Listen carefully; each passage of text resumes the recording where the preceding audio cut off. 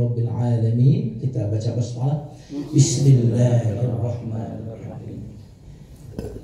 Tema kita adalah tentang halal bihalal.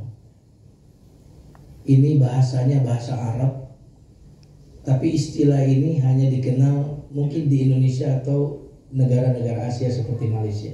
Saya kebetulan kurang lebih 4 tahun di Arab, makanya mukanya agak Arab-Arab. Maklum, Arab maklum. Tetapi yang menarik, ini salah satu metode dakwah.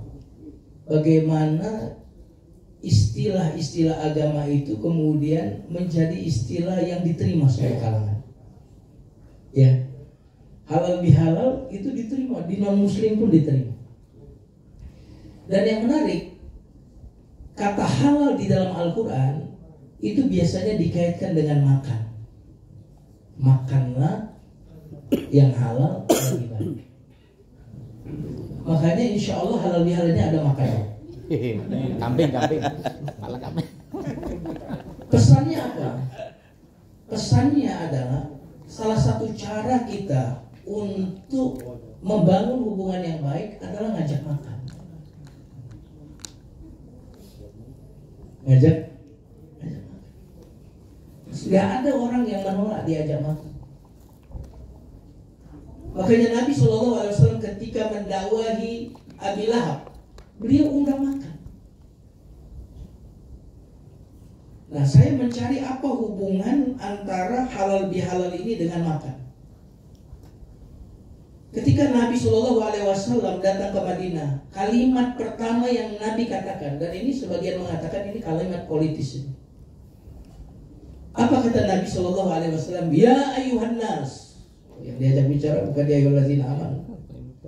Wahai manusia. Berarti ini bukan cuma berbicara kepada muhajirin dan ansar, tetapi kepada semua, Yahudi termasuk. Afsus salam. Luar biasa. Tebarkan kedamaian. Ini luar biasa kalimat ini. Kalimat pertama yang Nabi katakan waktu ke Madinah itu. Dan setelah mengatakan afsus salam, tebarkan salam, kalimat yang kedua yang menarik adalah wa'at'imut ta'am. Subhanallah. Ada kata berilah makan. Dan yang menarik lagi adalah kalimat berikutnya wasilul arham. Nah, ini kan halal bihalalnya dalam rangka apa? Silatul rahim. Ada hubungannya dengan wa'at'imut. Luar biasa, tebarkan salam. Karena kenapa? Karena di Madinah ada 2 suku yang senantiasa berantem, bertikai, berperang, suku Aus dan Khazraj. Maka kalimat yang pertama adalah afsus salam. Yang kedua, karena ada kaum muhajirin yang datang tidak membawa harta dari Mekah, mereka membutuhkan orang yang memberikan makan. Wa'atimut. Kemudian wasilul arham, sambunglah silaturahim. Jadi ternyata halal bihalal kaitannya dengan silaturahim dan makan itu sangat luar biasa. Dan efektif sekali ketika kita mengajak orang untuk suatu kebaikan ketika diajak makan terlebih dahulu. Kenapa? Karena ketika kita mengajak orang makan, sebenarnya kita sedang merebut hatinya sebelum pikirannya. Ini kok jadi tegang? Merebut apanya? Hatinya sebelum otaknya, pikiran.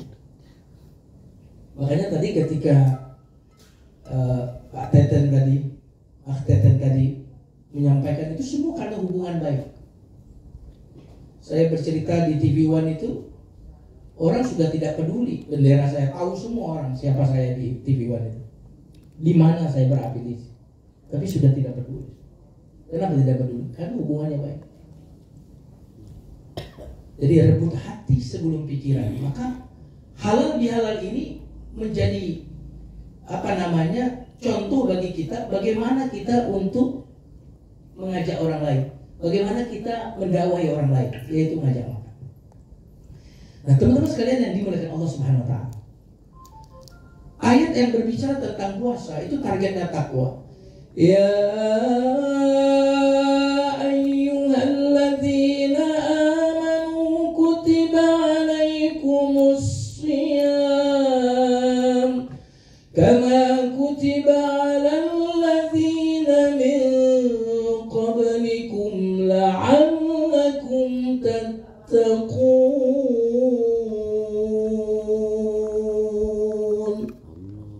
Wahai orang yang beriman, diwajibkan berpuasa sebagaimana diwajibkan kepada orang-orang sebelum kalian agar apa?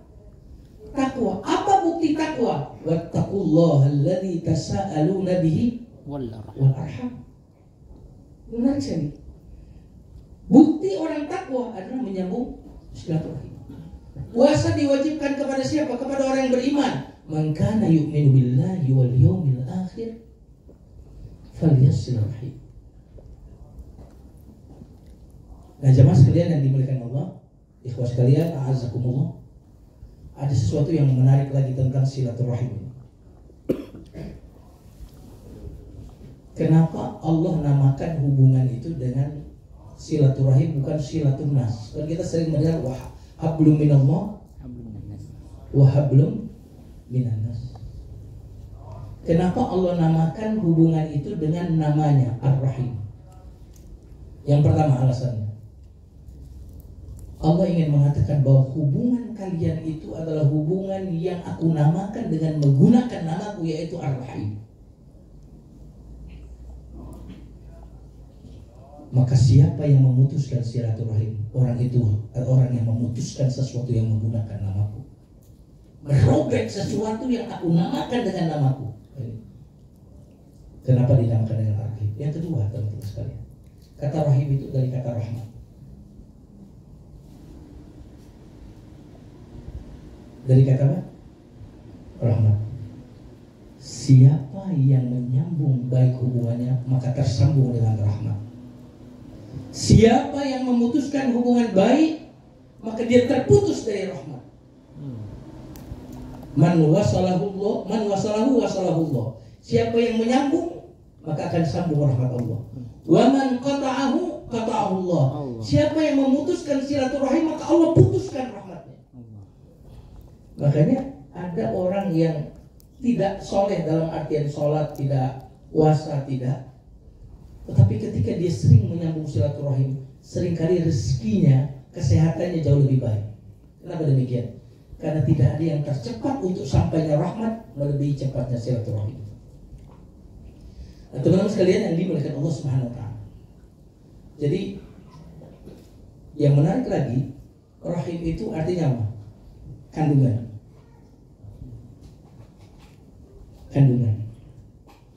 Kira-kira kalau orang satu kandungan, kira-kira ada miripnya nggak? Banyak. Ada kemiripannya nggak? Biasanya kita suka mirip, ini saya penyakit keturunan. Tapi kenapa kalau ilmu kok saya ini nggak seperti keturunan ulama gitu? Padahal mestinya bukan cuma penyakit yang diturunkan, tetapi apa? Kesalehan juga diturunkan. Makanya ketika salah satu nabi berdoa begini, Nabi Nuh, Rabbila tadhar fil ardi minal kafirina dayyara innaka in tadharhum yudillu ibadaka wa la yalidu illa fajiran kafara. Ya Allah, jangan biarkan orang kafir hidup di atas bumi ini, karena kalau kau biarkan, mereka tidak akan melahirkan anak-anak kecuali anak-anak yang durhaka, yang jahat. Nah, kalau demikian, mestinya kalau orang beriman punya anak, anaknya apa? Beriman dan taat. Silaturahim dari kata rahim. Nah, kita kaji lebih dalam lagi teman-teman sekalian yang dimuliakan Allah. Silah itu artinya apa? Nyambung. Makanya kalau ada yang baca Quran, kita ingin mengatakan kepada dia terus, sambung terus, jangan berhenti. Kita bilang apa? Wasil, lagi, jangan putus, wasil, terusin. Nah, silah ini dari kata nyambung. Kenapa demikian? Inti dari ukhuwah, teman-teman. Inti dari ukhuwah, inti terpenting dari ukhuwah bukanlah kepedulian, bukan. Hal yang terpenting dari ukhuwah bukan cinta dan kasih sayang. Hal yang terpenting dalam ukhuwah adalah apa? Feel connected. Ketersambungan, keterhubungan. Nah tadi Ustadz Teten mengatakan analogi yang bagus sekali. Tidak akan ada kepedulian, tidak akan ada kasih sayang kalau sesuatu itu terputus. Wah, itu bukan dari kampung saya. Kita nggak peduli biasanya, terputus. Iya kan? Wah, itu bukan teman saya, terputus. Ketika terputus, maka kepedulian, perhatian, cinta, kasih sayang tidak ada. Apa yang membuat adanya kepedulian, kasih sayang, cinta? Jawabannya keterhubungan dan ketersambungan. Contohnya apa? Dan ini Nabi sabdakan. Saya pernah berpikir mendalam. Kalau bukan Nabi ini mungkin kata-kata ini tidak akan keluar. Perumpamaan cinta dan kasih sayang antar sesama mukmin. Seperti apa katanya? Seperti satu tubuh. Dan Nabi jelaskan, apabila salah satu anggota tubuh yang lain ini merasakan sakit, maka tubuh yang lain juga akan merasakan sakit sampai merasakan meriang dan tidak bisa tidur. Jawabannya kenapa? Tersambung. Sakit gigi, bisa tidur nggak? Bisa tidur nggak sakit gigi? Bisa. Kenapa? Nyambung. Ada kabel yang nyambung ke mata. Ketika gigi kita sakit, tangan ini langsung mengelus. Kenapa peduli langsung? Karena nyambung dengan tangan. Apapun yang dirasakan oleh tubuh yang salah satu anggota tubuh, maka tubuh yang lain itu nggak perlu diminta. Dia akan apa? Akan langsung take action untuk peduli. Kenapa itu terjadi? Jawabannya adalah ketersambungan, keterhubungan. Maka inti yang terpenting dari persaudaraan bukan kasih sayang. Inti yang terpenting dari ukhuwah adalah ketersambungan. Nah, maka kita perlu membangun keterhubungan kita ini yang kita sebut dulu dengan Rabtul Am itu, supaya orang juga berada di barisan kita, supaya orang-orang juga membela kita. Kapan itu terjadi? Ketika mereka punya jembatan-jembatan, punya kabel-kabel yang membuat mereka terhubung dan tersambung dengan kita. Ini kok jadi tegang ya? Terpana tepatnya. Teman-teman sekalian ya?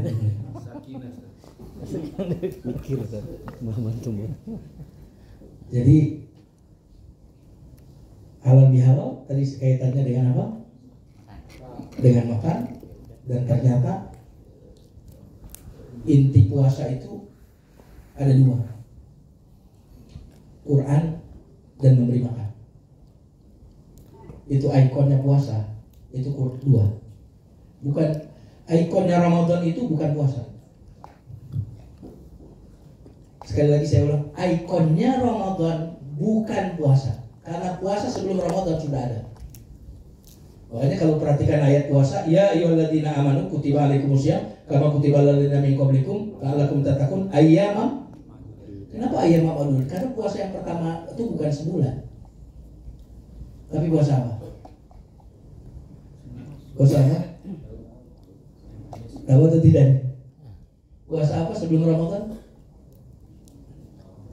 Puasa Asyura. Asyura.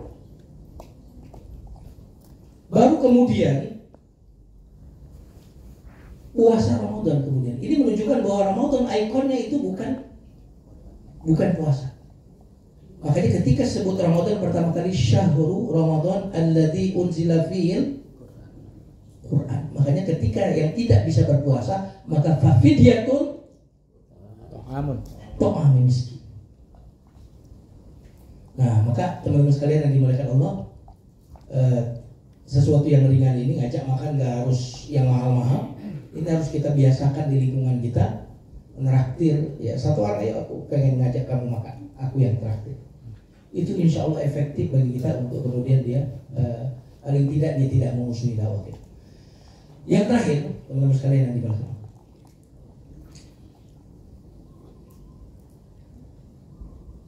tadi disampaikan oleh MC kita, saya ini justru tegang nih, ceramah di sini paling tegang nih, keringetan deh. Kalau di TV malah gak tegang saya. Kalau di sini jadi tegang. Teman-teman sekalian yang dimuliakan Allah. Tadi MC kita, host kita mengatakan bahwa ini sekaligus mengawali upah. Ada filosofis hari raya yang ingin saya sampaikan. Di dalam Islam, hari raya itu mesti diawali oleh ibadah dan dibuka dengan ibadah. Contohnya adalah hari raya Idul Fitri, puasa dulu kan. Setelah kita berhasil puasa, membuka hari raya dengan apa? Dengan sholat Id. Ini menunjukkan bahwa hari raya bukan hari berhentinya kita di dalam beribadah, tetapi hari raya adalah hari di mana kita mulai ibadah dengan semangat yang lebih baru. Mari kita lihat lagi Idul Adha. Idul Adha itu diawali oleh apa? Haji. Bagi yang di Indonesia, puasa. Maka karena kita ibadah dan sukses, maka kita rayakan. Jadi ternyata hari di mana kita mentaati Allah itulah hari raya bagi kita. Maka tidak ada hari raya bagi orang yang bermaksiat kepada Allah Subhanahu wa taala. Maka di setiap hari di mana seseorang mentaati Allah, maka hari itu adalah hari raya bagi dia. Dan jemaah sekalian yang dimuliakan Allah, Allah memberikan dunia kepada siapa yang dia benci dan kepada siapa yang dia cintai. Tapi Allah tidak akan memberikan amal soleh kecuali kepada siapa yang dia cintai. Saya ulang lagi kalimat. Allah memberikan dunia kepada siapa yang dia benci dan kepada siapa yang dia cintai.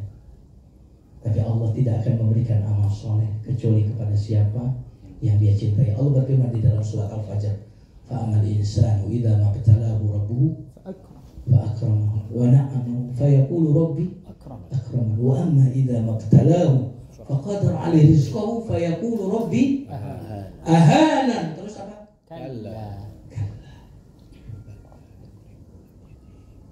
Bukan seperti itu.